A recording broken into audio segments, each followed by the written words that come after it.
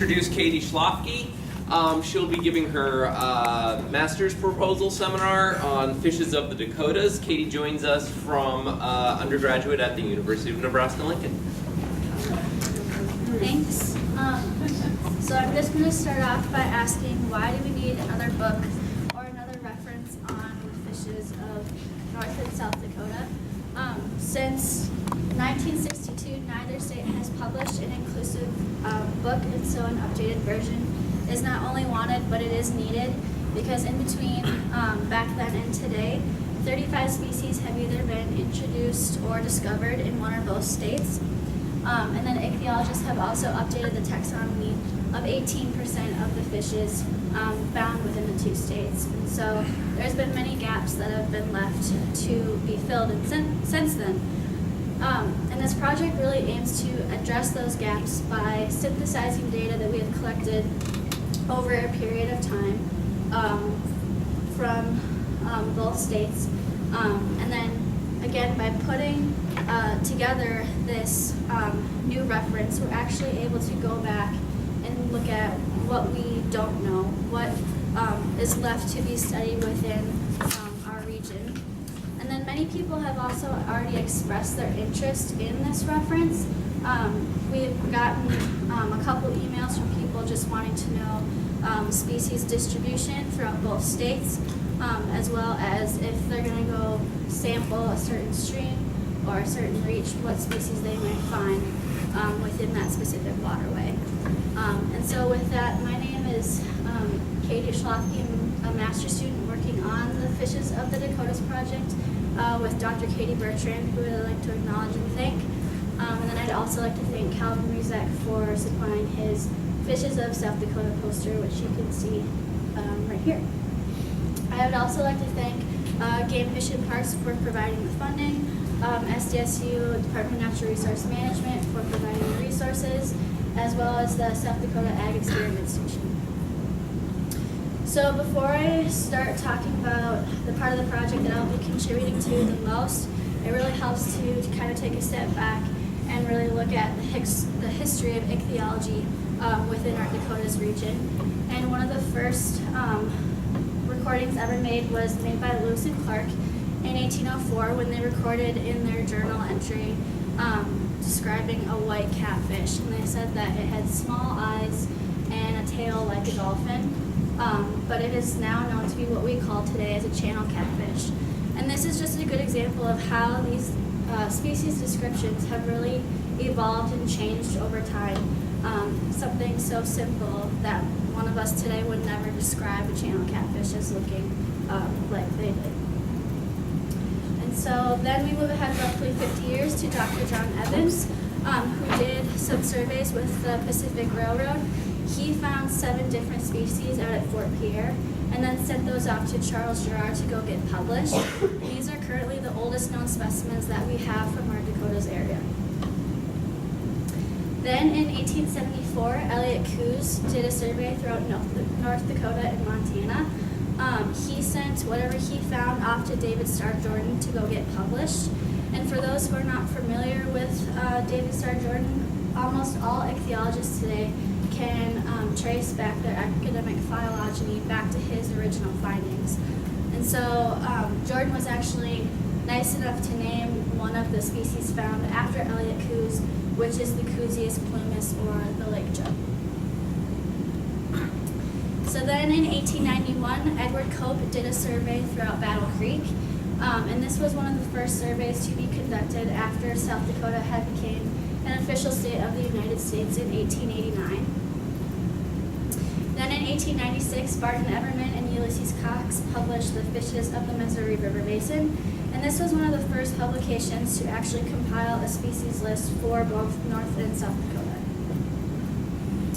Then in 1933, out of the University of South Dakota, we got our first Fishes of book, published by Edward Churchill and William Over.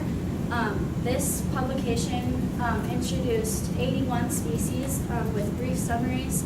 It also introduced a dichotomous key and a couple illustrations. And then in 1962, the second version of Fishes of the Dakotas was published by Bailey and Allen. It now included 94 species, with an updated dichotomous key. So although North Dakota did have some references which compiled a species list for the state, until 1981, no actual Fishes of book existed for North Dakota until we got the distribution of fishes in North and South Dakota river basins affected by the Garrison Diversion Unit. So this publication did include species summaries, a dichotomous key, maps, a couple illustrations, but it really wasn't a great representation of the whole state, as it really just focused on fishes found in the James, Surrey, and the Red Rivers. So then in the mid-90s, North Dakota published the Fishes of North Dakota, which was more just a general public outreach material. It's really short and brief. It includes 36 species, each with illustrations, but it's short and brief, general public outreach. It doesn't include a map, and it does not include a key. And then the South Dakota equivalent was published 2 different times, with the latest version including a list of 125 species, but only species summaries for 53. So still not inclusive, but they did take it a step further when they introduced the maps. These maps show just a general distribution or a range of the species, whereas the maps that we would like to include in our new reference will be much more specific. And so what I have here are just some examples of other recent Fishes of books that we've been using to kind of start as a base. Specifically Kansas fishes, Fishes of Tennessee, and Missouri. Just kind of taking a look at their templates, their outlines, what we don't like, what we do like, and also by adding to this group of books, the Fishes of the Dakotas, it'll fill a nice gap within the Midwest region that we can also contribute to. And so the objective is to publish a actual Fishes of the Dakotas book. It's kind of broken down into 2 phases. Phase 1 has already been taken care of. That was done by creating our distribution database here at SDSU. And the second phase is what I will be talking about today, which was to produce an actual reference book. And so most Fishes of books today include these 4 components. The component I'll first talk about are the point distribution maps. And so the information that is relayed onto these point distribution maps comes from our distribution database. The database acts as like a biological baseline, as it helps us when we're looking for how a certain species has distributed over one or both states over a period of time. It is also a way for us to, like I said, look at what we don't know, what gaps have been left to be filled. Some projects have already stemmed out of this distribution database just by looking at certain holes that are clearly not there, or just realizing that certain parts of both states have been undersampled or underrepresented. And then any information that we can get our hands on is pretty much included in this database, as long as we had the certain species, the date it was collected, and the specific location of where it was either taken from or seen. And so this is an example of what an actual point distribution map for the new book will look like. This example is for flathead catfish, and as you can see, it clearly depicts both North and South Dakota with a northing symbol and a scale bar. And then the second component is the taxonomic key. Many of you have maybe seen this before or have worked with it in the past, but for those who have not, this is what an example will look like for the actual key that's been developed. It will look like. It provides 1 or 2 options when you're going through a key, just like any other would. It was actually first developed by going through our distribution database again and and kind of compiling a species list, and then creating character matrices for the remaining species. The key has already been tested and edited. It was tested through 3 different SDSU ichthyology labs, as well as a South Dakota Game Fish and Parks workshop. And then it also will include some illustrations just for the aid of going through and keying. Some of the illustrations will be borrowed with permission, while some of the other ones have actually been original pieces created just for this reference. And so the third component are the species accounts, which will be my main focus and contribution to this project. We now have 130 species total in North and South Dakota.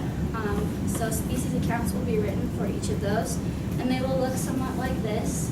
This is an example of a full spread layout. You can see it has the color picture, the nice large distribution map, and then a literature review with the sources used listed at the bottom.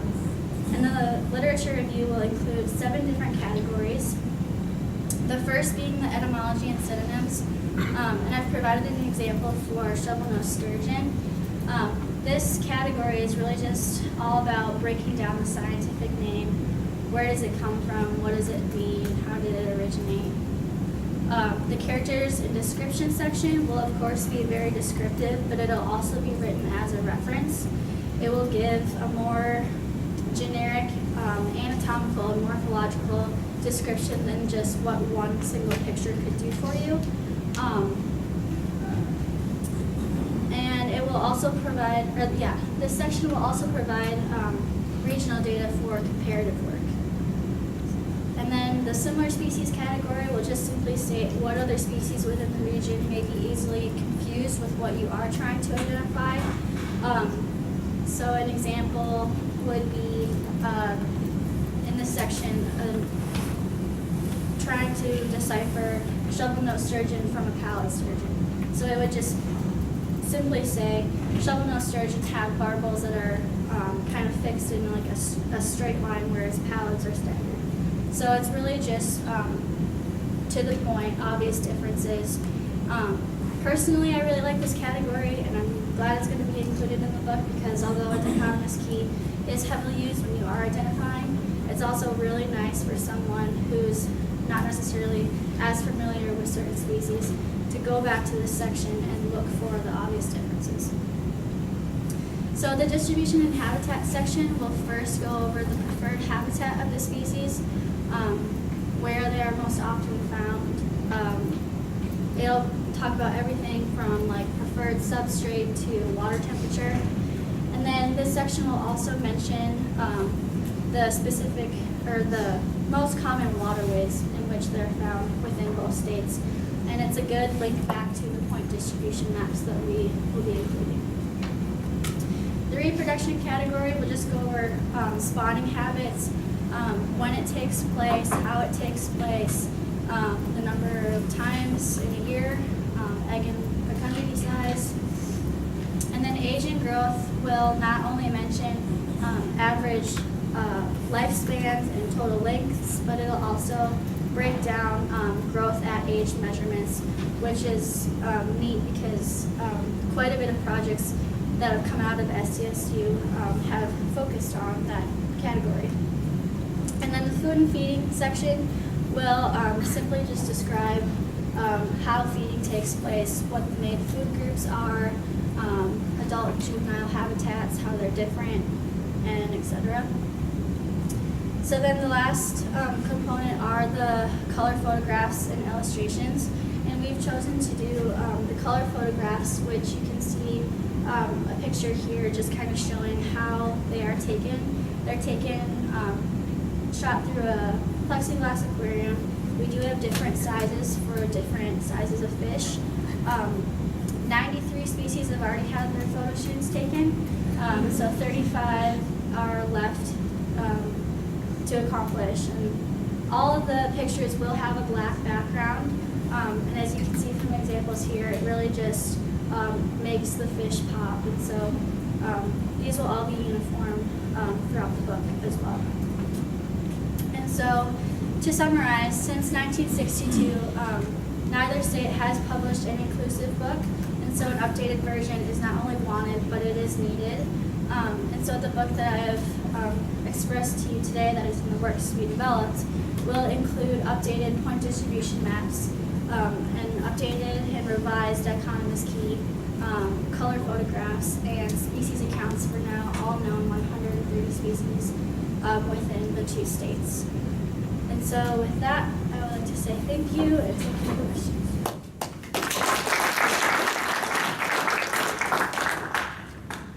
Yeah, I got a couple questions. First off, is this going to be geared towards the lay person or a ichthyologist or a general biologist, or just or try to do everything? We're really trying to make the reference easy to read for both. So it's definitely going to be, like I said, as in-depth and as inclusive as possible, but it's going to also cater to just the average person who's just really interested in reading up on these species. Second question is, how come North Dakota's not paying for any of it? That's a long story. That is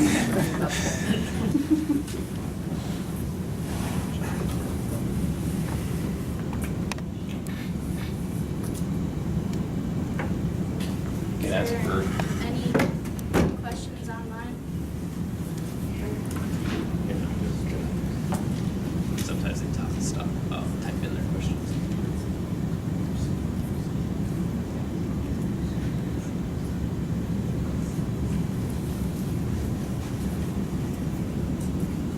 Any other questions from the audience here? No. I might make a suggestion, maybe you didn't mention it.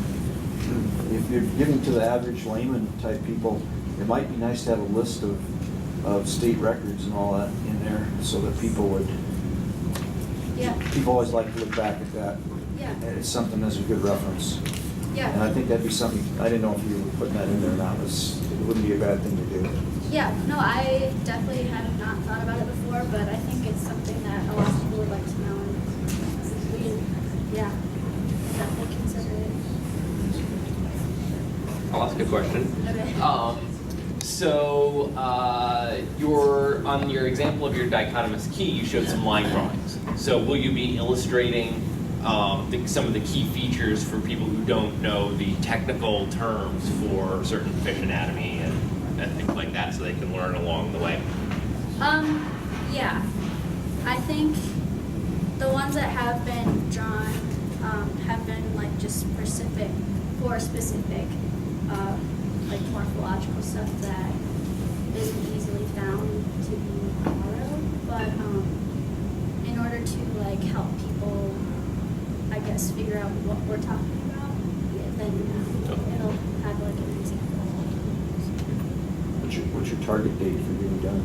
Oh yeah, thanks, I forgot to mention that. We're shooting for December of 2018.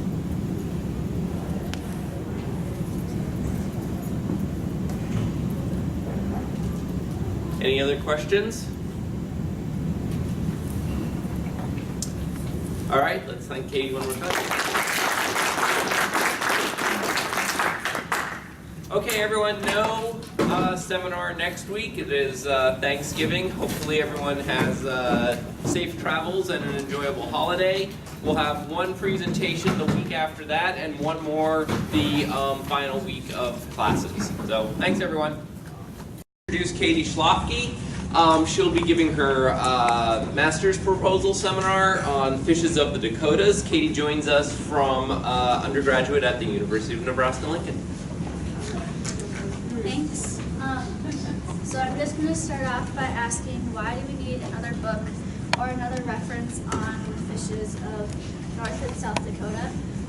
Since 1962, neither state has published an inclusive book, and so an updated version is not only wanted, but it is needed, because in between back then and today, 35 species have either been introduced or discovered in one or both states. And then ichthyologists have also updated the taxonomy of 18% of the fishes found within the two states. And so there's been many gaps that have been left to be filled since then.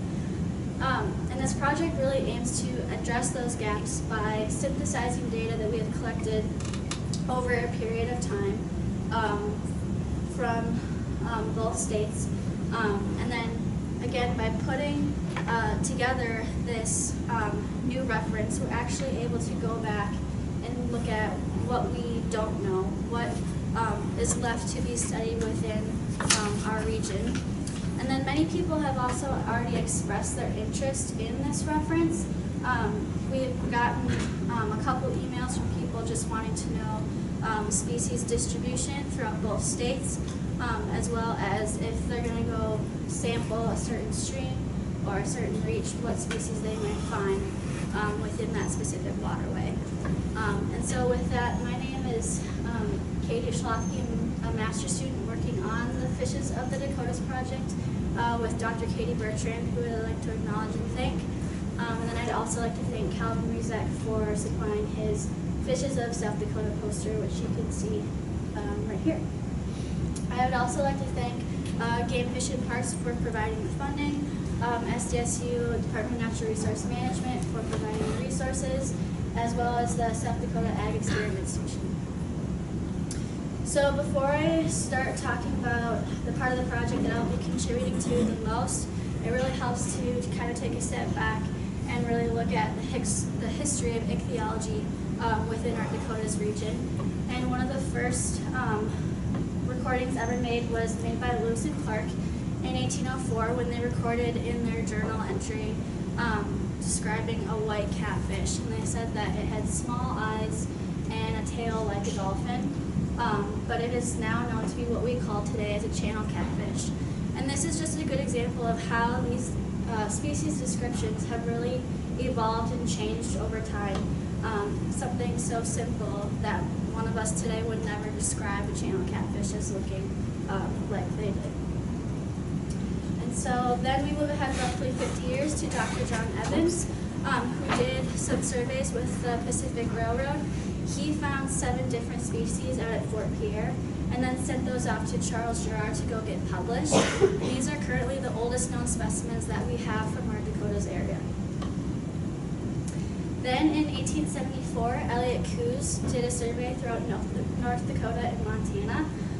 He sent whatever he found off to David Starr Jordan to go get published.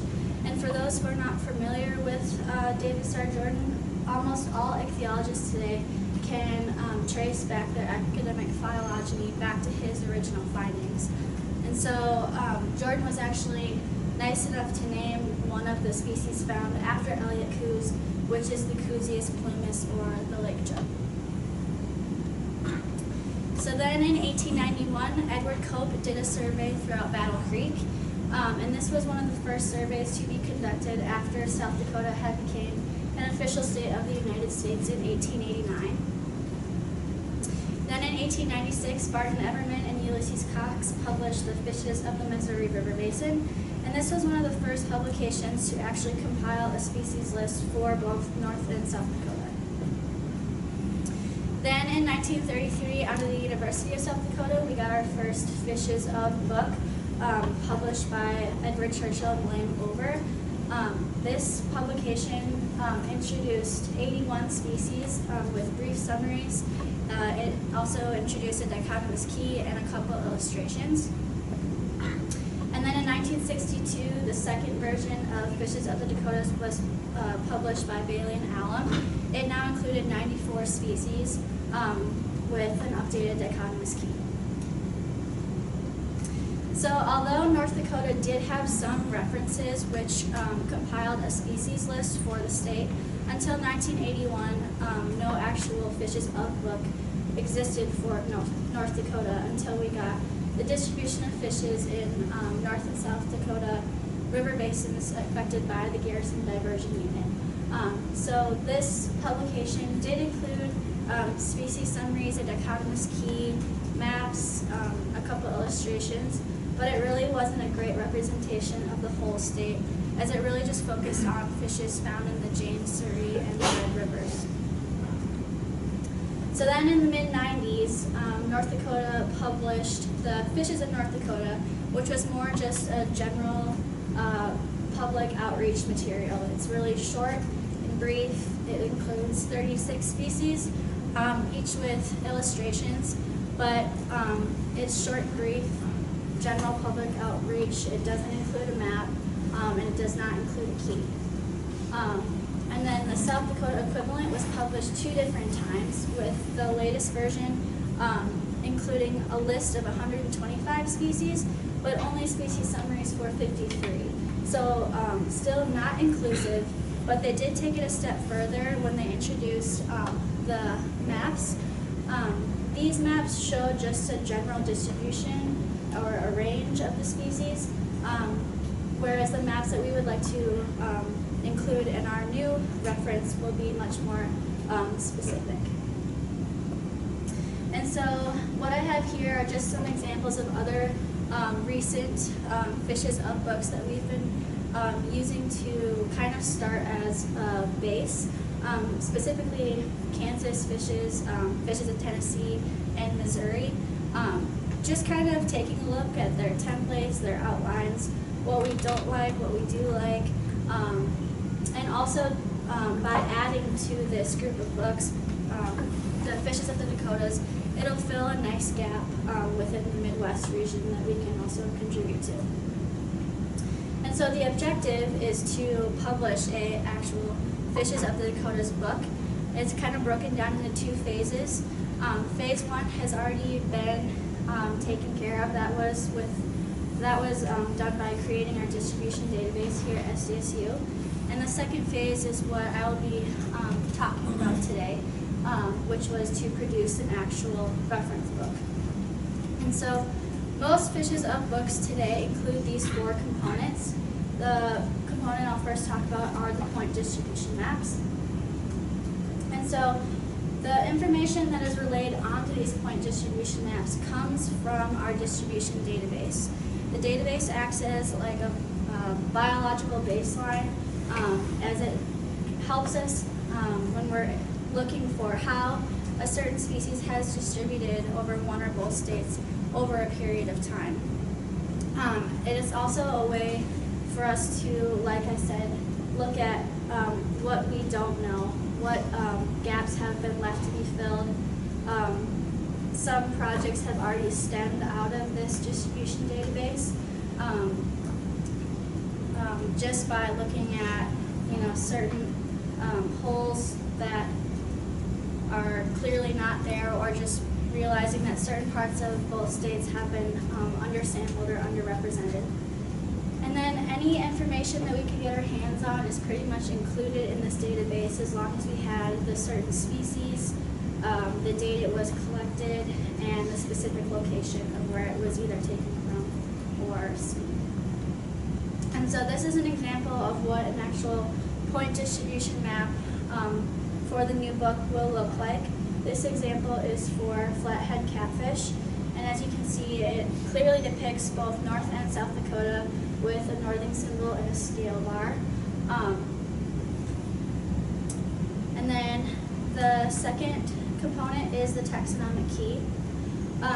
Many of you have maybe seen this before or have worked with it in the past, but for those who have not, this is what an example will look like for the actual key that's been developed. It will look like.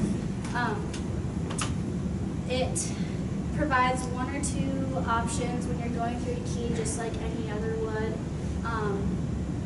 It was actually first developed by going through our distribution database again and kind of compiling a species list and then creating character matrices for the remaining species.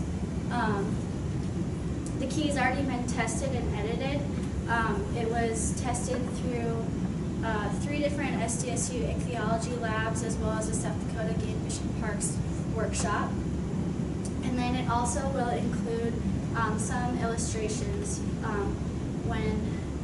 just for the aid of going through and keying. Some of the illustrations will be borrowed with permission, while some of the other ones have actually been original pieces created just for this reference. And so the third component are the species accounts, which will be my main focus and contribution to this project. We now have 130 species total in North and South Dakota. So species accounts will be written for each of those, and they will look somewhat like this. This is an example of a full spread layout. You can see it has the color picture, the nice large distribution map, and then a literature review with the sources used listed at the bottom. And the literature review will include 7 different categories. The first being the etymology and synonyms, and I've provided an example for shovel-nosed sturgeon. This category is really just all about breaking down the scientific name. Where does it come from? What does it mean? How did it originate? The characters and description section will of course be very descriptive, but it'll also be written as a reference. It will give a more generic anatomical and morphological description than just what one single picture could do for you. And it will also provide, this section will also provide regional data for comparative work. And then the similar species category will just simply state what other species within the region may be easily confused with what you are trying to identify. So an example would be in this section, trying to decipher shovel-nosed sturgeon from a pallid sturgeon. So it would just simply say shovel-nosed sturgeons have barbels that are kind of fixed in like a straight line, whereas pallids are standard. So it's really just to the point, obvious differences. Personally, I really like this category, and I'm glad it's going to be included in the book because although a dichotomous key is heavily used when you are identifying, it's also really nice for someone who's not necessarily as familiar with certain species to go back to this section and look for the obvious differences. So the distribution and habitat section will first go over the preferred habitat of the species, where they are most often found. It'll talk about everything from like preferred substrate to water temperature. And then this section will also mention the specific or the most common waterways in which they're found within both states. And it's a good link back to the point distribution maps that we will be including. The reproduction category will just go over spawning habits, when it takes place, how it takes place, the number of times in a year, egg and fecundity size. And then age and growth will not only mention average lifespans and total lengths, but it'll also break down growth at age measurements, which is neat because quite a bit of projects that have come out of SDSU have focused on that category. And then the food and feeding section will simply just describe how feeding takes place, what the main food groups are, adult and juvenile habitats, how they're different, and etc. So then the last component are the color photographs and illustrations. And we've chosen to do the color photographs, which you can see a picture here just kind of showing how they are taken. They're taken, shot through a plexiglass aquarium. We do have different sizes for different sizes of fish. 93 species have already had their photo shoots taken, so 35 are left to accomplish. And all of the pictures will have a black background, and as you can see from examples here, it really just makes the fish pop. And so these will all be uniform throughout the book as well. And so to summarize, since 1962, neither state has published an inclusive book, and so an updated version is not only wanted, but it is needed. And so the book that I have expressed to you today that is in the works to be developed will include updated point distribution maps, and updated and revised dichotomous key, color photographs, and species accounts for now all known 130 species within the 2 states. And so with that, I would like to say thank you and take your questions.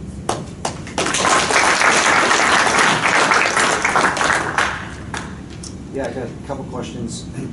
First off, is this gonna be geared towards the lay person or a ichthyologist or a general biologist, or just or try to do everything? We're really trying to make the reference easy to read for both. So it's definitely going to be, like I said, as in-depth and as inclusive as possible, but it's going to also cater to just the average person who's just really interested in reading up on these species.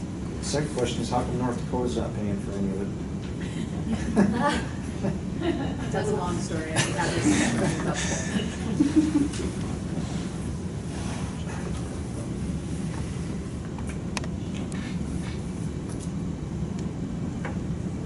Okay, that's Is for. there any questions online? Sometimes they type stuff, type in their questions.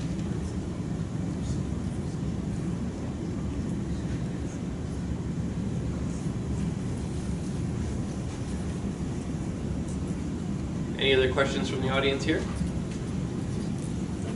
No. I might make a suggestion, maybe you didn't mention it. If you're giving to the average layman type people, it might be nice to have a list of state records and all that in there, so that people would, Yeah, people always like to look back at that. yeah, And it's something that's a good reference. And yeah. I think that'd be something, I didn't know if you were putting that in there or not, it wouldn't be a bad thing to do. Yeah, no, I definitely have not thought about it before, but I think it's something that a lot of people would like to know. And we, yeah, definitely consider it. I'll ask a question. Okay. So on your example of your dichotomous key, you showed some line drawings. So will you be illustrating some of the key features for people who don't know the technical terms for certain fish anatomy and things like that, so they can learn along the way? Yeah, I think the ones that have been drawn have been like just specific, like morphological stuff that isn't easily found to be borrowed, but in order to like help people, I guess, figure out what we're talking about, yeah, then it'll have like an example. What's your target date for being done? Oh yeah, thanks, I forgot to mention that. We're shooting for December of 2018.